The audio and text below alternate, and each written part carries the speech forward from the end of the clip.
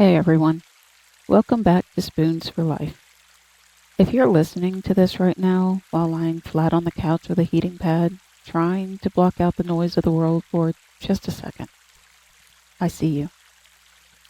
If you're sitting at your desk, whether that's in an office, a classroom, or in the corner of your bedroom for remote work, and you're staring blankly at a screen during a tiny little break because your body is screaming for rest, but your mind is racing with everything that needs to be done. I see you.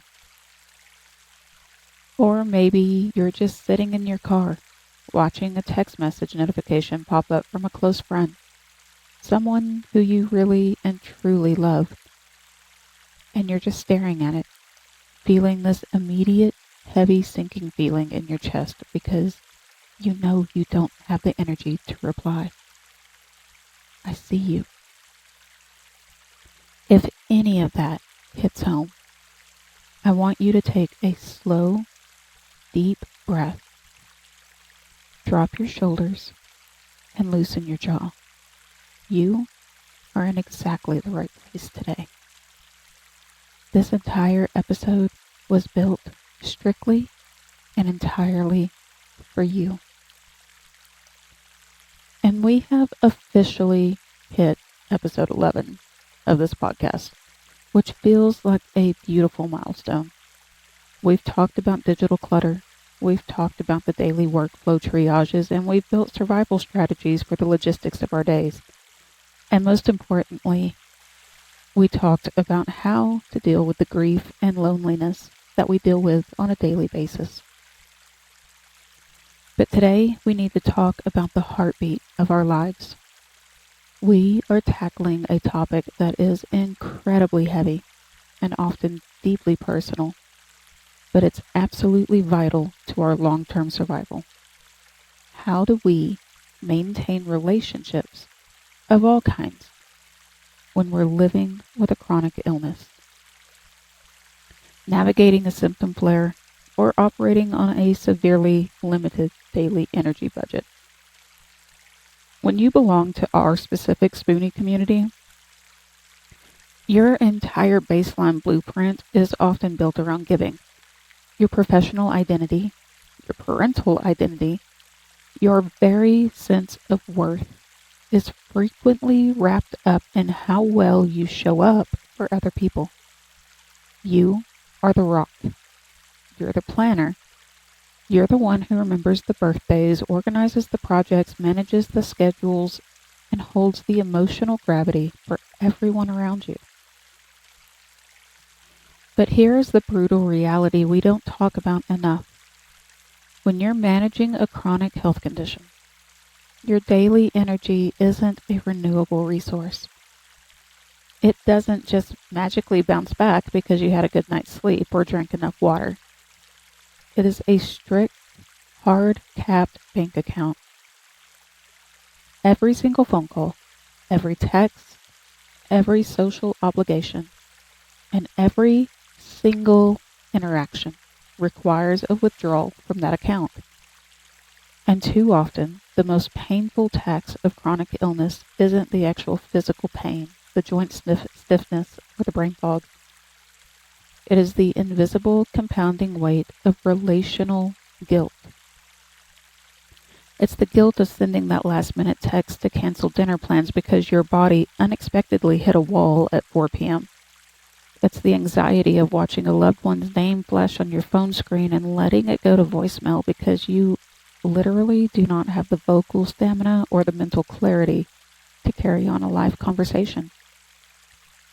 It's the creeping, terrifying fear that if you stay radio silent for too long, the people you care about will think you're ghosting them or that you don't value them. And they'll slowly stop inviting you, stop checking in, and just drift away. So today, right here at the start of episode 11, we are doing some massive collective house cleaning. We are taking that heavy suitcase of guilt and we are throwing it completely out the window. We need to radically deconstruct the myth that being a good friend, a supportive partner, or a present parent requires high energy, face to face, real time presence. It doesn't. That is the ableist metric of relationship success, and it doesn't serve you. True, deep, life giving connection does not demand that you bankrupt your health. It can be asynchronous, meaning it's okay for it to happen on your own time. It can be quiet, and it can be completely low impact. Over the next several minutes, we're going to look at this across all fronts. We're going to build an operational system for your relationships. We'll talk about how to run a relational energy audit, how to use asynchronous survival tools to stay close with friends and partners without triggering a physical crash, kind of like how we did for the professional side of it a few episodes ago. And how to protect your stamina when navigating high demanding roles with your kids and your professional colleagues. You do not have to choose between your health and your people. We just need to have a better strategy. So let's dive in.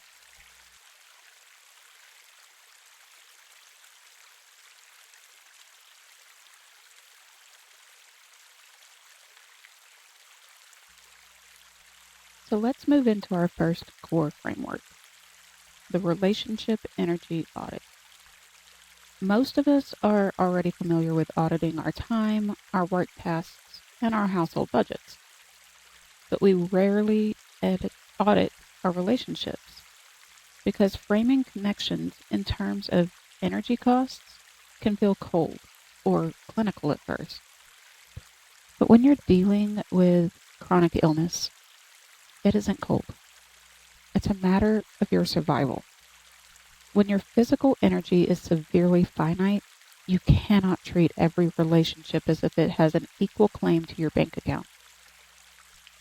If you give a casual acquaintance from a local community group the same energetic output that you give your spouse or your kids, you will have bankrupted your health before lunch. To run this audit, we have to look at the concept of relational masking. Masking is the subconscious or conscious act of hiding your symptoms, pushing through the pain, forcing a smile, and pretending to have high energy so the person you are with feels comfortable. Masking is an absolute energy vampire. 1 hour of masked socializing can trigger a physical crash that lasts for days. So as we audit your relational ecosystem, we're going to look at it through the lens of where you can drop the mask and where you must protect your boundaries. Let's start by dividing your world into two distinct zones. Zone 1 is your inner circle, and this should consist of your absolute safe harbors. These are the rare individuals, maybe 2 to 4 people max, who have earned the right to see you completely unedited. Now, to see if they're in your inner circle or not, ask yourself this question. Can I lie on the couch in front of this person in complete silence, with ice packs on my joints, looking like a total wreck, without feeling the need to apologize or entertain them? If the answer to that is yes, they're in your inner circle. Connection with these people shouldn't require an expenditure of energy.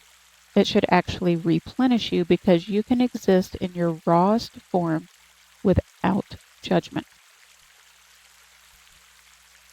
But here's the hard truth that comes up during an audit. Sometimes we realize that the people we thought were in our inner circle, those longtime friends or close family members, actually demand a high level of masking. If a friend expects you to always be the fun, positive one and gets passive aggressive or disappointed when you talk about your limitations, they do not belong in your inner circle right now. They belong in zone 2. Zone 2 is the outer circle. This includes your casual friends, extended family, neighbors, and professional colleagues. These relationships are valuable. They bring joy and networking into your life, but they are strictly high mask zones. Because they require you to perform a certain level of social energy, they must be budgeted with extreme precision. The biggest barrier to setting boundaries with the outer circle is our innate desire to over-explain. We feel this overwhelming urge to just justify our health, as if we have to prove that we're sick enough to miss a party or skip a happy hour. Listen to me. You do not need to show your medical receipts to protect your life. You just need clear, calm, unapologetic boundaries. So let's look at exactly how to communicate this with a few customized scripts that you can keep in your digital notes app. And I'll put these in the description of the podcast as well. Now notice that none of these scripts are going to contain the words, "I'm so sorry," or "please forgive me." We're not apologizing for how we feel. We can't help how we feel. So script 1, the high flare radio silent script. This is for your inner circle. When you're entering a severe physical crash and need to disappear to heal, send this to your core group so they don't worry. "Hey team, my physical battery has completely hit zero and I'm entering a heavy symptom flare. I'm going completely radio silent for the next 48 hours to sleep and recover. I love you all. I'm safe, and I'll check back in when the lights are on." Number 2, the rain check without guilt. This is for your casual friend or your outer circle. When you have to cancel plans with someone outside of your inner circle due to your health, keep it brief and warm and structured. "Hey, I was so looking forward to catching up today, but my health has thrown me a curveball and I don't have the physical stamina to leave the house. Let's hold off on scheduling for now, and I'll reach out next month when things stabilize. Hope you have a wonderful week." And then there's number 3, the preemptive expectation. This is for new friends or acquaintances. If you're building a new relationship and want to set expectations early before a flare hit, try this. "I'm so excited for us to get closer. Just as a heads up so that you know how my world works, I manage a chronic health condition or several chronic health conditions that fluctuate wildly. There will be weeks when I'm all in. There'll be weeks when I completely disappear to rest. It's never personal. It's just how I balance my body and my life."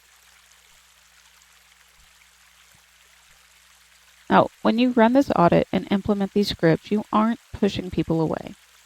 You're actually building a fence around your life so that you can stay healthy enough to keep the connections that truly matter alive.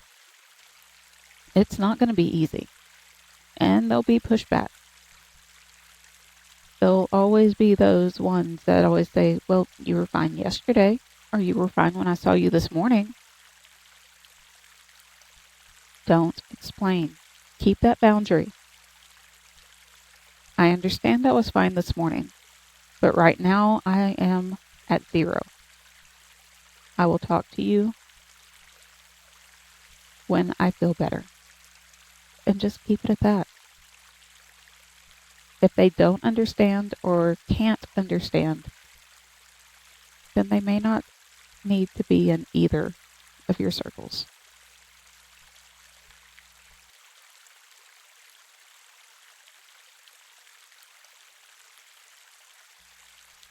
So now that we've audited our relationships and sorted out our boundaries, let's move directly into our tactical survival toolkit.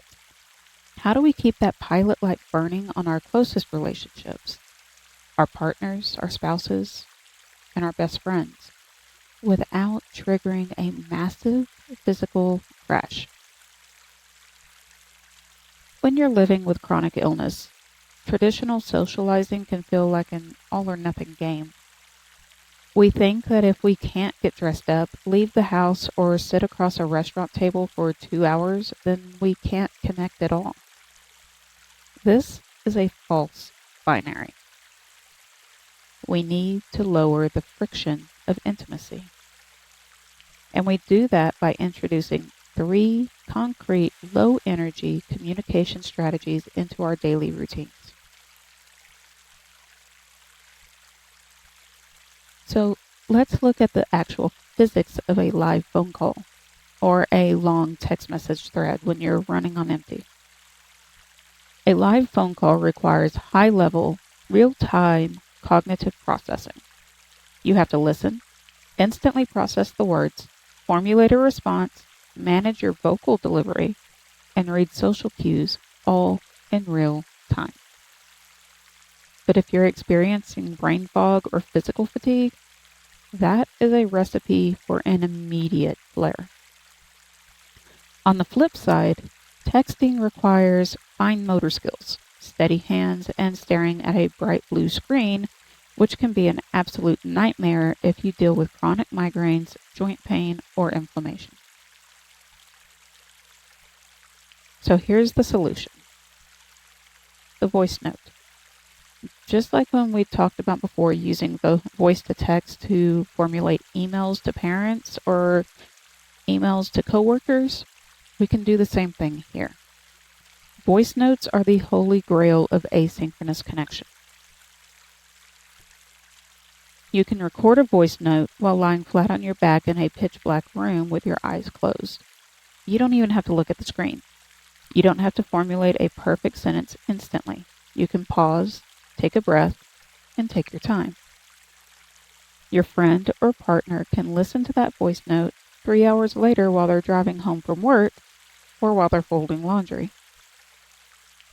You completely preserve the deep intimacy of hearing each other's voices, the laughter, the inflections, and the emotional nuances. But you've removed the exhausting, high-pressure timeline of a live conversation.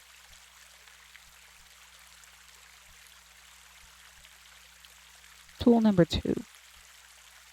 We need to talk about how we spend physical time with the people we live with the most, or love the most.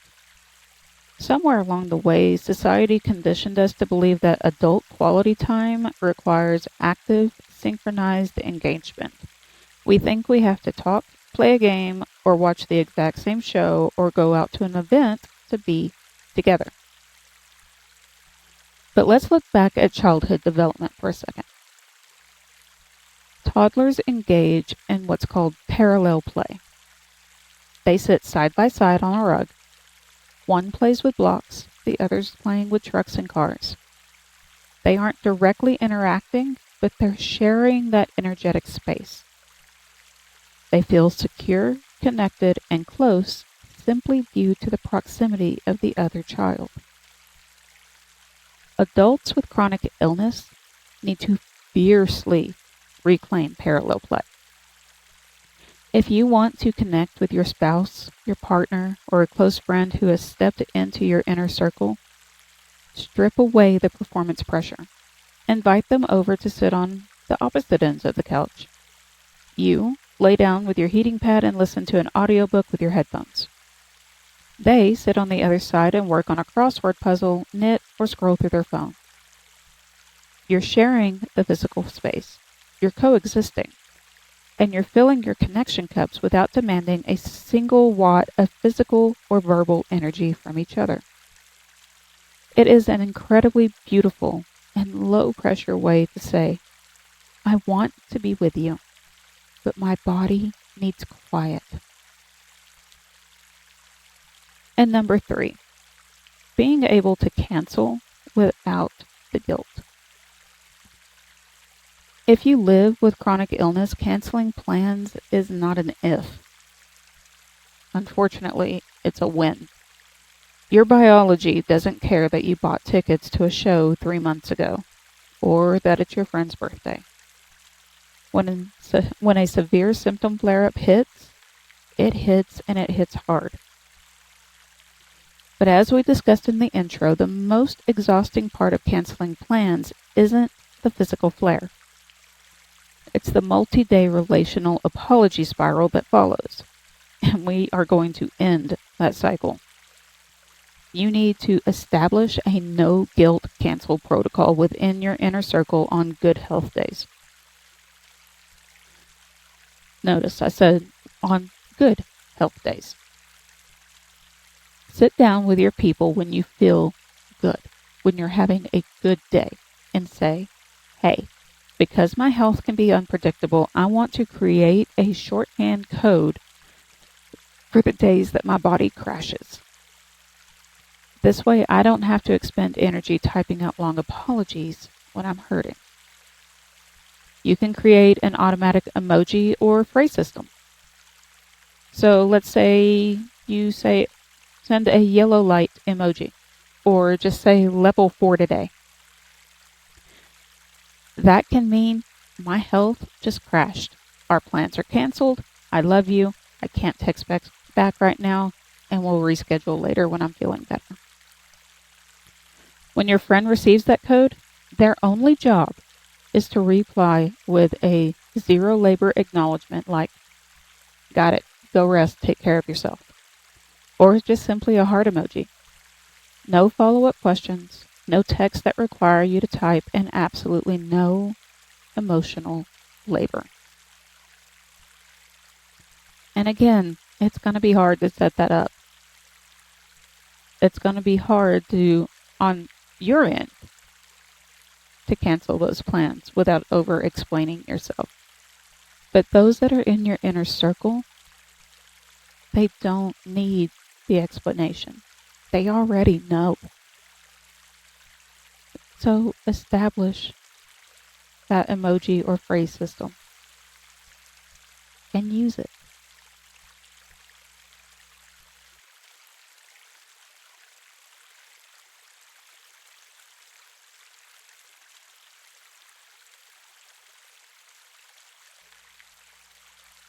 Now this next segment is where the rubber meets the road.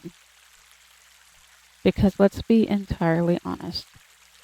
Children and modern workspaces do not naturally respect an energy budget. They are high demand, high stimulation, and fast-moving environments. But when you're managing a chronic health condition or navigating a high symptom day, the feeling of inadequacy inside those spaces can run incredibly deep. And this is where the caregiving and professional trap snaps shut on us. We feel as if we aren't physically running around in the backyard with our kids, or if we aren't the high-energy worker who stays late and volunteers for every extra committee, then we're failing. Get rid of that thought right now. We're going to reframe our thinking about how we show up by shifting the metric from physical exertion to sustainable presence.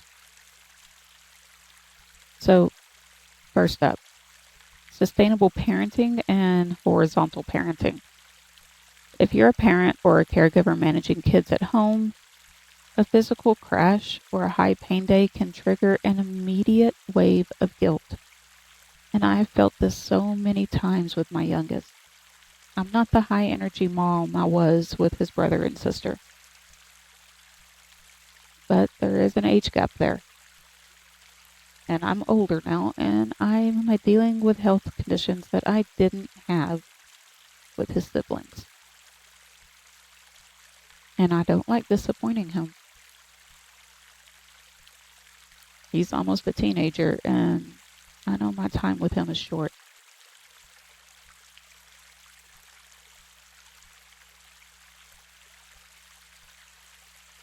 But that wave of guilt, that's natural. So you look at your kids and they want to play. And your body is telling you that if you get down on the floor to build a Lego tower, you're probably not going to be able to get back up. The mistake we make here is thinking that connection requires us to be an entertainment director. It doesn't. Your kids don't need a superhero who can run a marathon. They just need you. They need your attention, your gaze, and your validation. And you can provide all three of those things while sitting in your chair or lying perfectly flat on your back. Welcome to the beautiful world of horizontal parenting. This isn't a cop-out. This is an absolute art form. When your physical battery is low, you change the venue of your connection to the couch, the bed, or a pile of pillows on the floor. So you're going to turn everything into a game. So, first game, the hospital game. Your child is a doctor treating a patient with a rare condition requiring total immobility. Your only job is to lie completely still under a blanket and occasionally groan. Let's face it, we do that on high pain days anyways. Why not turn it into a fun game for the kids? Number 2, the luxury spa. You're a client at a high-end spa receiving treatment, hair brushing, sticker tattoos. My almost teenager likes to come up behind me and just start scratching my head, and it feels so good when he does that. Your only job is to lie down on the couch or bed and relax and let your kid take care of you. Then you have the living room safari. Use your hands as binoculars, or a couple of paper towel rolls cut in half, or toilet paper rolls. But use them as binoculars to spot your child quietly acting out different animals. You're able to lay comfortably and guess the animals from afar while your child is engaging their imagination and having a blast. Now, clearly, some of these are for younger kids. A teenager may not like this so much. But at the same time, you can do like we did with our friends before, and do opposite ends of the couch or different chairs and do your own thing. You're coexisting in the same space and doing parallel play with your older kids. Younger kids, you can do horizontal parenting. You're still spending time with your kids. They're interacting with you. They're learning. They're having fun. And you have that connection. When you pivot to horizontal parenting, you teach your children a beautiful and unspoken lesson about chronic illness. That love doesn't decrease just because your physical capacity does. Now, number 2. Sustaining work relationships and the asynchronous professional day. Now, we did cover this quite a ways back when we talked about asynchronous working and professionalism and using all of that stuff. So let's pivot to your career and let's go over that one more time. Whether you work in a corporate office, a creative studio, or work remotely from your home desk, the professional environment is a relational minefield when you're low on energy. The biggest drain often doesn't come from your actual tasks because we budget our core energy carefully for those daily deliverables. The leak happens during the casual social spaces of the day, the break room chats, the hallway stop and pranks, and the unannounced video call requests. We all know the scenario. You finally get a moment to sit down, your joints are aching, your brain's foggy, and you desperately need a few minutes of total silence to regulate your nervous system. And suddenly a well-meaning colleague pops by your desk or sends an urgent, "got a sec?" message.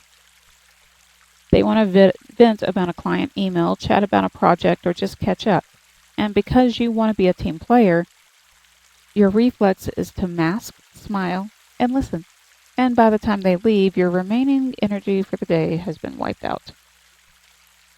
To survive the work week with your health intact, you have to adopt the asynchronous first communication policy we talked about a few episodes ago. You must protect your scheduled breaks as if they're life-saving medical treatments, because for you, they are. So next time a coworker tries to pull you into an unplanned high-energy conversation during your break time, practice this gentle, professional, and yet completely non-negotiable pivot. Hey, I love this idea, and I definitely want to hear more about it. But right now, I'm at absolute zero battery and need to quiet my brain before the next deep work block starts.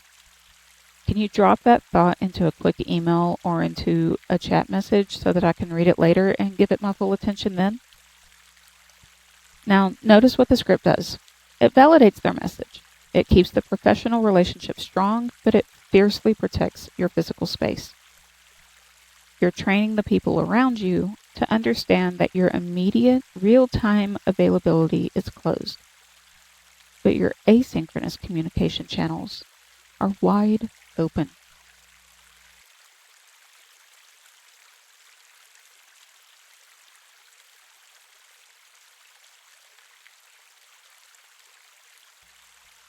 Now, as we close out this episode today, I want to step away from the frameworks and the tools and the scripts.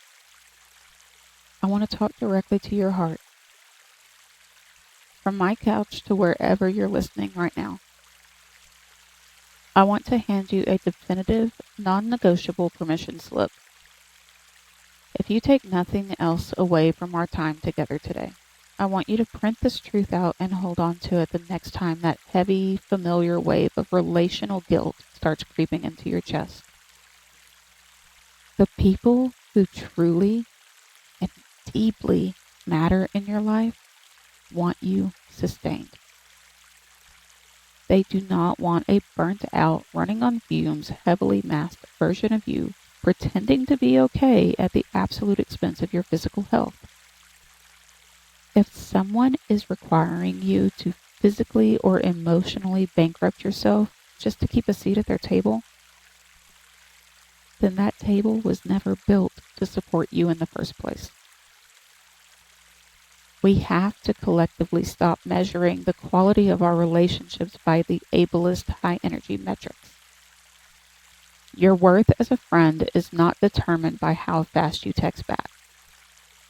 Your worth as a partner is not measured by how many social events you can attend by their side. And your worth as a professional or a parent is certainly not defined by how much physical exertion you can force your body through on a high pain day. True connection, the kind that actually feeds your soul instead of draining your battery, is measured by safety. It's measured by honesty. It's measured by the mutual grace of the space you share with another person. And that space can look a lot of different things. It can look like a volley of 3-minute voice notes exchanged over the course of a week. It can be an emoji shorthand that says, "I love you, but I'm in a cave right now." It can look like sharing a couch in total, comfortable silence without a single demand for conversation. It can look like a game over Snapchat for a couple of hours, just back and forth. You are allowed to take up space in your relationships as a whole person.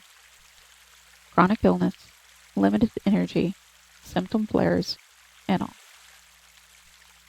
When the right people come around, they will gladly meet you exactly where your energy level sits. This podcast is not a one-way street. It is our collective think tank. We learn how to survive and thrive by listening to each other's lived experiences. So if you're watching this episode on YouTube or listening along with us on Spotify or any of the other apps, I want you to scroll down to the comments section and share your wisdom with the rest of our community. Drop a comment and let us know what is your absolute favorite, lowest energy way to let someone know you're thinking of them. Maybe it's a specific meme you send out without context. a funny voice note strategy, or a low-key text routine you've set up with your best friend. Let's build a massive crowdsourced toolkit of low-energy connection strategies right there in the comments, so that anyone who is scrolling through a flare-up today can find a practical idea they can use right now. Thank you so much for spending your incredibly valuable, limited energy with me today. I never take for granted that you choose to share your time with this show. And as you go into this week, protect your boundaries fiercely. Protect your energy budget like your health depends on it. Because it does. Give yourself an immense, overwhelming amount of grace. And I'll talk to you next time on Spoons for Life.